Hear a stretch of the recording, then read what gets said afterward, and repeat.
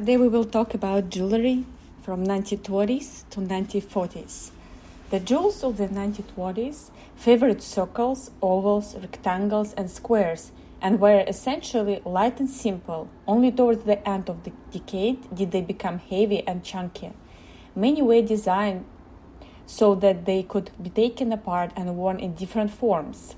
Bandeau and sautoir were divided into bracelets and clips, brooches into clips, and necklace pendants were occasionally worn as earrings. Many of the jewelers who exhibited at the 1925 Paris Salon influenced through their designs the jewelry production of the 1920s and 1930s, thus contributing to the creation in jewelry of a definitive Art Deco style. The following is the outline of the work of the principal houses. Cartier embraced the new fashion, but always maintained the moderation, style, and balance typical of the famous Maison, which had to meet the taste and the requirements of the privileged elite. Cartier's 1920 production in Art Deco style was derived from the formal and geometrical composition of the garland style, rather than from the contemporary Cubist experimentations. The Far East, India, and Persia were strong influences of Cartier production in design, subjects, choices of materials, and chromatic combinations. Original Indian carved beads and Chinese mother-of-pearl inlaid plugs were often used in the 1920 creation of Oriental inspiration. Chinese pagodas, chimeras, and dragons, Egyptian hieroglyphs, and carved stones are common motifs in their creations. And then animal and flower styles, stronger geometrical annular or perennial brooches, straight band bracelets, and formal sautoir of modern European inspiration. Boucherons produced large, striking brooches, oval or scrolled in shape, and inlaid with carved jade, coral, and lapis lazuli in geometrical and stylized shell patterns, embellished with scores of small diamonds. The floral motifs were newly interpreted and stylized by Boucheron in simplified sprays and bouquets of diamonds, outlined with black enamel and onyx, occasionally embellished with corals. Alongside these naturalistic stylizations, Boucheron also produced more abstract and geometrical jewels, making use of zigzag, circular, and angular patterns. Earrings. Earrings in the 1920s suited the short hairstyle, which left the ears exposed. Long pendants earrings compensated for the low-cut, short-hemmed, low-waisted straight dresses. Earrings assumed various geometrical shapes, but invariably consisted of a pendant, which varied in length from about 2 to 9 centimeters and were designed as cascades of stylized blossoms or briolets suspended from articulated diamond chains. As simple torpedoes carved in hard stone, or as jeweled dart or lance-like drops. Tassel fringe chandelier earrings of diamond-colored gemstones became the indispensable accessories of evening wear. In the mid-1920s, Cartier launched bell-shaped earrings inspired by Indian originals, consisting of diamond-shaped surmount, which supported an articulate grape-like cluster of cabochon stones.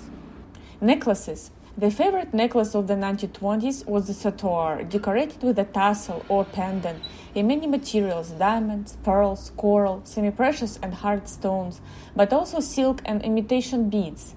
The sautoir was the ideal accessory for the low-waisted dresses of the time and became a symbol of the roaring 20s in the form of long chains of rectangular diamond linking, supporting elongated pendants of geometrical design, of long strings of precious stone beads, alternating with pearls and supporting large cabochon pendants, or of string of pearls supporting seed tassels, capped by a hard stone or an enamel dome-shaped surmount.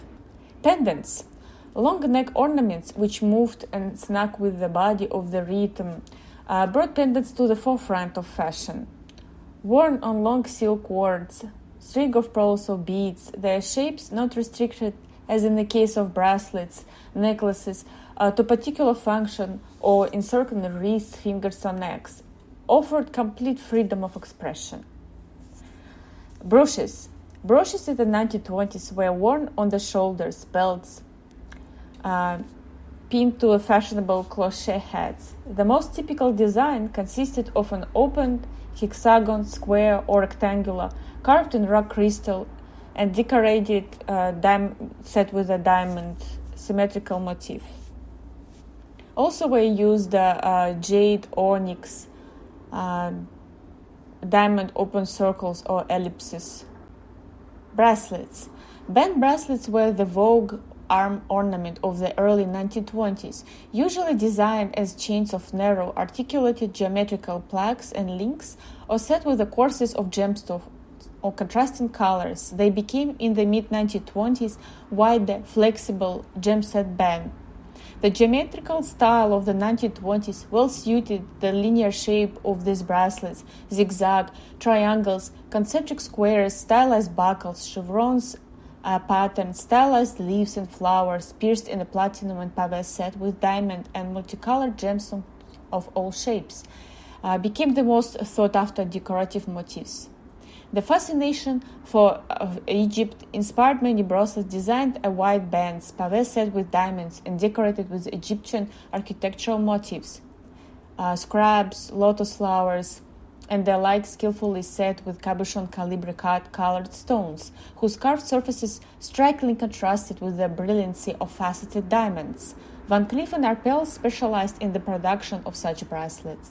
Boucheron preferred stylized floral motifs set with diamonds with enamel borders, and stylized flowers carved in multicolored heart stones inlaid in diamond frames. Cartier excelled in the design of bracelets of Indian inspiration, set throughout with rubies, emeralds, and sapphires, carved in the shape of leaves, flowers, and berries.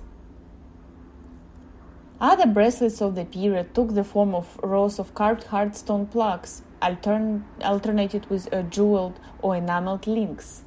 The fashion for collecting commemorative or novelty charms and wearing them on a chain bracelet began in the 1920s and became widespread in the 1950s and 1960s. Charm bracelets of the 1920s were usually made of platinum and set with calibre-cut stones. And today, that's all we wanted to talk about. Stay tuned for future podcasts. Goodbye.